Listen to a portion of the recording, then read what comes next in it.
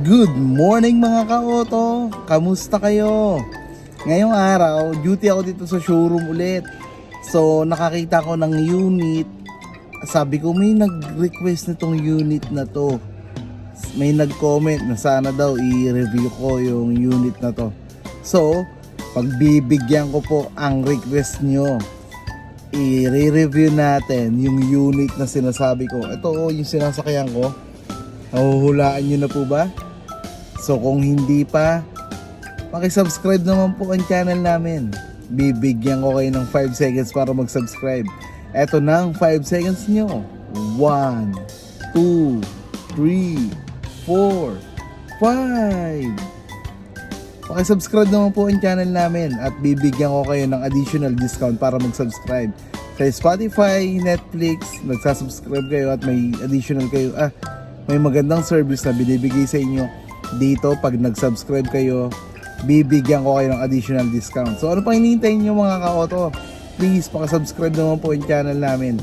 Panoorin nyo po hanggang dulo. At marami kayong malalaman dito sa unit na to. Kapag nagustuhan nyo, i-like nyo. Kung hindi po, pakidislike nyo rin. Okay lang naman po.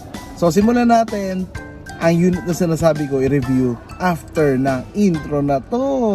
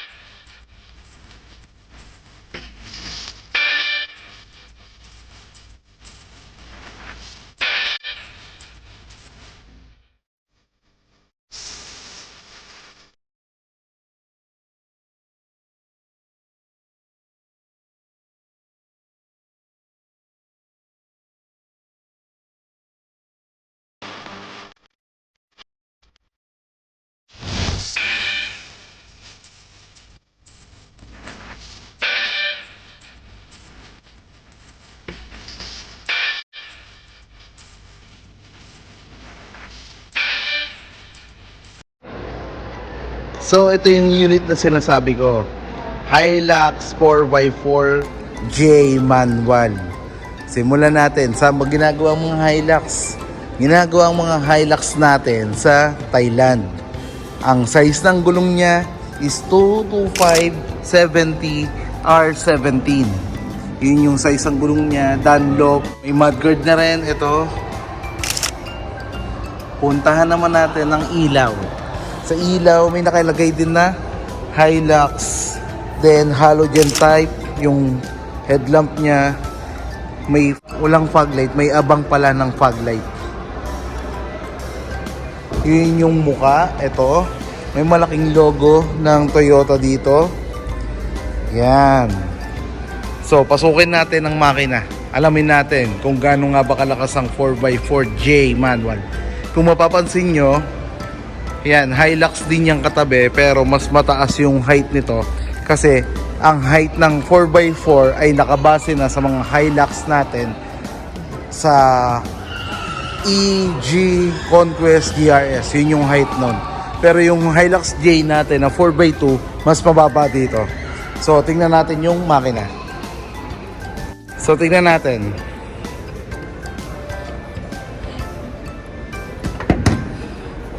Mahirap pa siya buksan. Mahirap din iangat kasi wala pang hood lift assist. So yun, naiangat na natin, buti abot ko pa. Ngayon, pag-usapan natin ng Hilux na 4x4J manual. Yung makina niya 2 GDF TV siya, pero kahit 4x4 siya, hindi siya 2.8, 2.4 lang yung engine niya. Ang eksaktong displacement niya is 2,393cc. Yun yung eksaktong displacement ng 4x4J manual. Para siyang makina ng 4x2. Ito lang ang nag-iisa na 4x4 na 4x2 yung na 2.4 yung engine.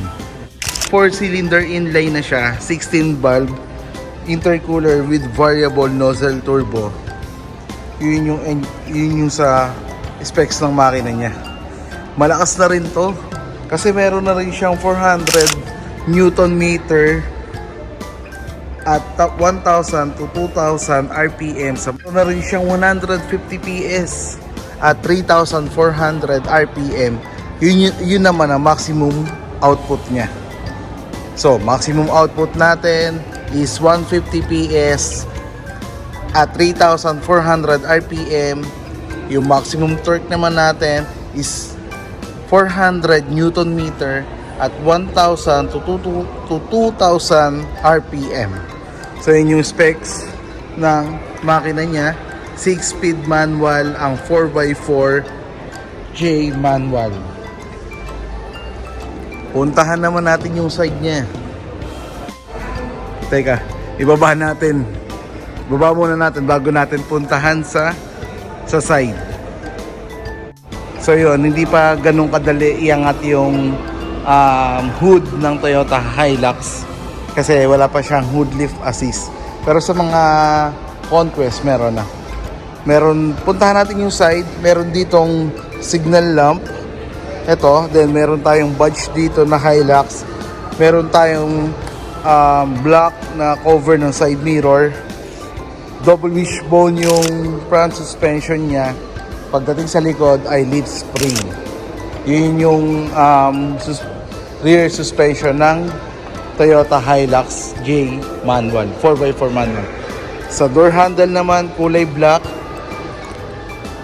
Pagbukas nyo ng pinto, ito kagad yung makikita nyo. Manual yung sa window niya. Then meron ditong sa armrest niya na leather-like yung tawag. Fabric yung gamit sa upuan. Ito, sakyan natin. Kung napapansin nyo, yan, parang may kulang, no? Sa mga video ko. Yun yung step board. Kung saan ako nagkamali dati. Wala siyang step board si Toyota Hilux J manual. Add-ons na lang yun kung gusto niyo magpalagay. Pero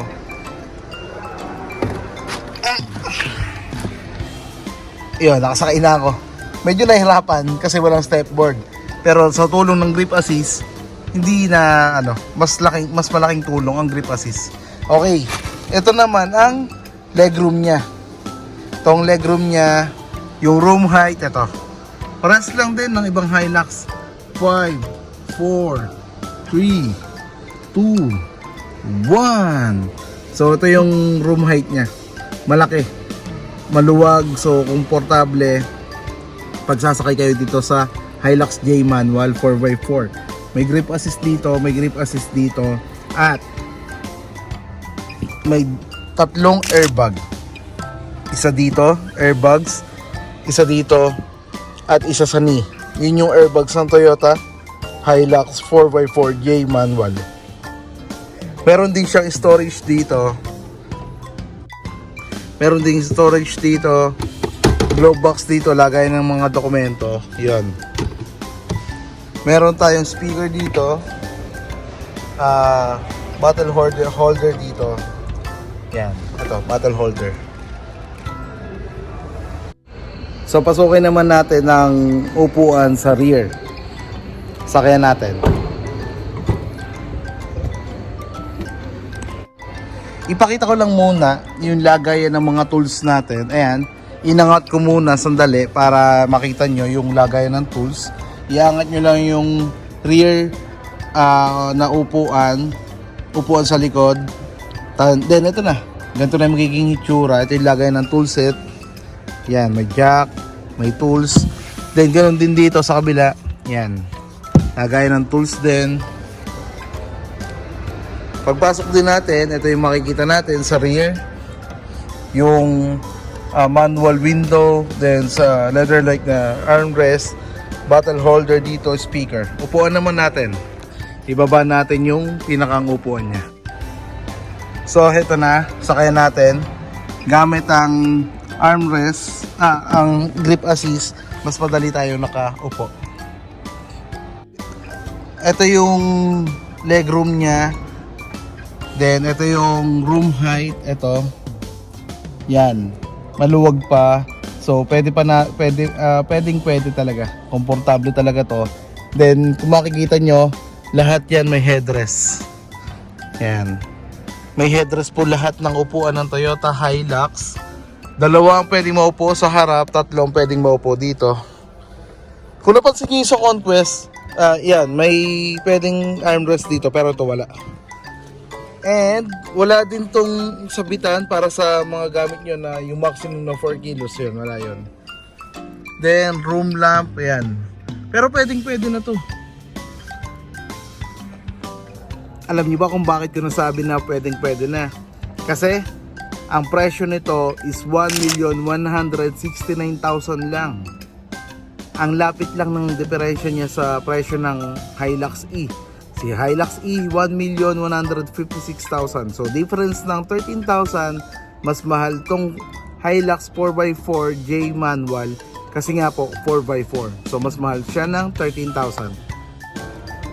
Puntahan naman natin ang likod ng Toyota Hilux 4x4 J manual.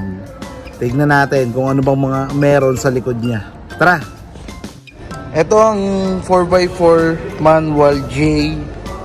Meron na rin siyang mudguard sa rear. Then ito yung rear combination lamp niya. Yan. Kung mapapansin nyo, wala rin siyang rear bumper. Walang sensor, walang camera. Wala rin bed liner. So kung gusto nyo magpalagay ng bed liner, add-ons lang po dito sa accessories, may discount din po. Tutulong ako rin kayo sa discount. So yan, plain na plain. Pero, pwede na.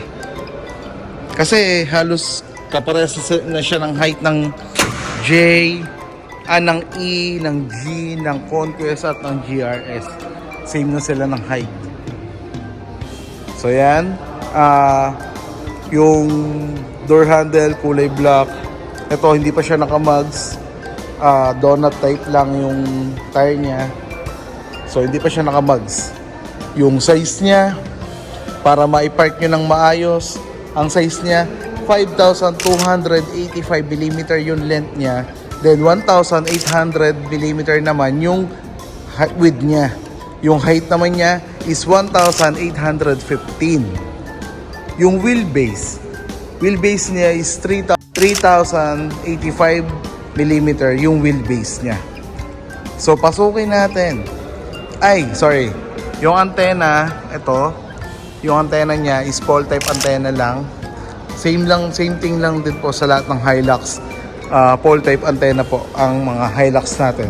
So ulitin natin, 5,285 yung length, 1,800 naman yung width, 1,850 naman yung height, and 3,085 naman po yung wheelbase niya. So, pasukin naman natin ang paborito ng lahat. Ang paborito ko rin, ang driver side. So, tara. Pagpasok nyo ng driver side, ito rin yung makikita nyo. May armrest dito na leather-like. Then manual yung sa mirror niya. Ito. Hindi naman siya mahirap ibaba at itaas. Madali lang din. Yan. Okay. Ito yung speaker niya. Yan. Sakay ulit tayo. Hawak ako sa grip assist kasi para hindi tayo mahirapan. So andito na ako sa steering wheel. Pero medyo nahirapan akong umakyat kasi mataba ako, then yun, nahirapan. So kailangan ng step board. Kung ako bibili nito, kung bibili ako ng ganito, bibili ako ng step board. Syempre kailangan ko yun para mas madali ako makapasok. Okay, pag-usapan naman natin ng steering wheel. Natitilt ba siya up and down? Ito. Telescopic din. Then up and down natitilt siya. Yan. Telescopic and natitilt na siya. Dito sa steering wheel niya, wala mga buttons dito, plain na plain. Unlike sa mga other Hilux na may buttons dito para sa mode, para sa Bluetooth, AM, FM, yon. Tapos dito naman yung sa odometer niya, yung trip A, trip B, yon. Ito yung headlamp niya, para sa headlamp niya, yan. Ito naman ang audio niya, yun nga, Bluetooth, FM, AM, USB, yung meron siya. Then, ito naman yung sa aircon niya, manual.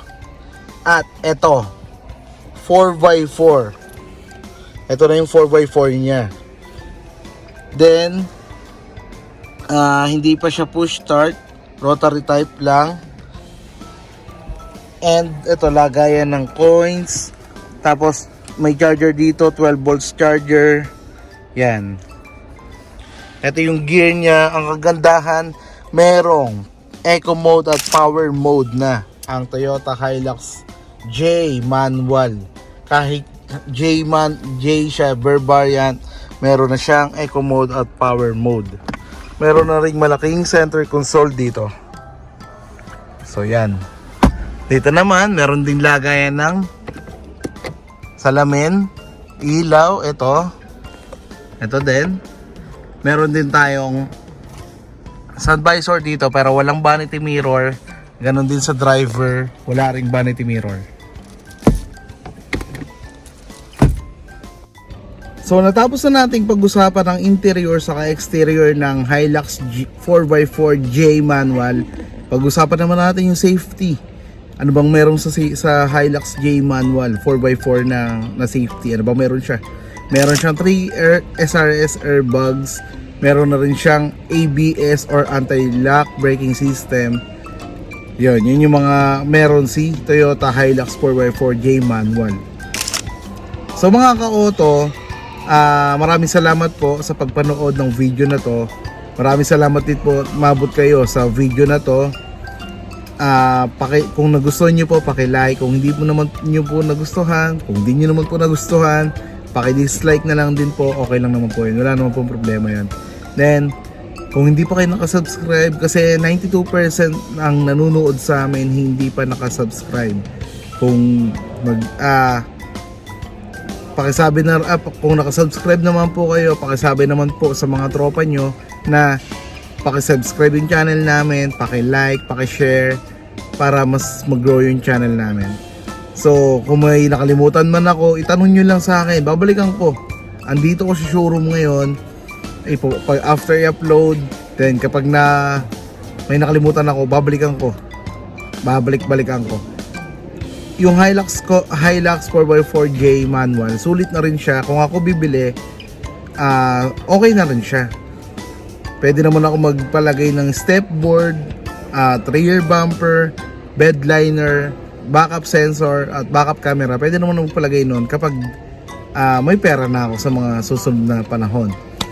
So yun nga, kung ako bibili nito, mas maganda, isa-set up ko na rin like parang katulad ng sa E at sa G. Kasi mababa yung presyo niya 1,169,000. So yun, kung napupusuan yung Hilux J tawagan nyo lang ako, message nyo lang ako, andito lang ako sa showroom. Iiwan ko yung number ko, ito yung number ko, Raymond Angeles po, Toyota Pasig. Hanapin nyo lang po ako, Raymond Angeles sa Toyota Pasig. Yun. Bibigyan ko kayo ng additional discount basta nakasubscribe po kayo. And pag-usapan po natin yung mga gusto nyong pag-usapan sa mga units namin. Huwag po sana kayo magsasawa na manood mga ka-auto. Panoorin nyo na rin po yung ads para mas mag-grow yung channel namin. Kung ang ads ay 2 minutes, kahit po mga 1 minute panoorin nyo at skip nyo na, pwede na po yun. Pero kung mga 1 minute lang yung ads or 30 seconds, panoorin nyo na po please. Huwag nyo na pong skip kasi mabilis lang naman po yun. Then magkwentuhan po tayo sa mga susunod na unit. Sana po nagustuhan nyo yung mga videos namin. Paki-like po, paki-share. Huwag po sana kayo magsasawa na sumuporta sa amin. At hindi rin po ako magsasawa na mag-upload ng mga bagong units dito sa showroom namin. So hanggang dito na lamang po mga ka-auto, ang kwentuhan na to. Magkita-kita po tayong lahat. Magkwentuhan po tayo sa mga susunod. God bless po sa ating lahat. God bless po sa ating lahat. Mag-ingat po tayong lahat. Bye! Mga ka-auto, paki-follow na rin yung bagong page namin. Lilipat po tayo sa page na to kasi dito sa page na ginagamit ko sa office, ayun, para may isang page po tayo. May isang page po kami at may isang page din po yung para sa office namin. So yun nga, maraming salamat po at umabot kayo sa puntong ito. Ito po pala yung page namin, yung bagong page namin. Paki-follow naman po. Dito na lang po tayo magkwentuhan ng mga question nyo. Yun. Shoutout po sa lahat ng OFW na nanonood sa amin. Di nagsasawa na manood sa amin. So yun nga, dyan lang kayo. Kahit anong hirap ng buhay bilang isang OFW, andito lang kami para magpasaya sa inyo. Pag wala kang ginagawa, panoorin nyo lang mga videos namin. Kahit bulol po, matutuwa kayo at may entertain kayo sa mga units na gusto nyong makita. Okay, maraming salamat po mga ka-auto. Hanggang dito na lamang po ang video na to. God bless po sa ating lahat. Mag-ingat po tayong lahat. Bye!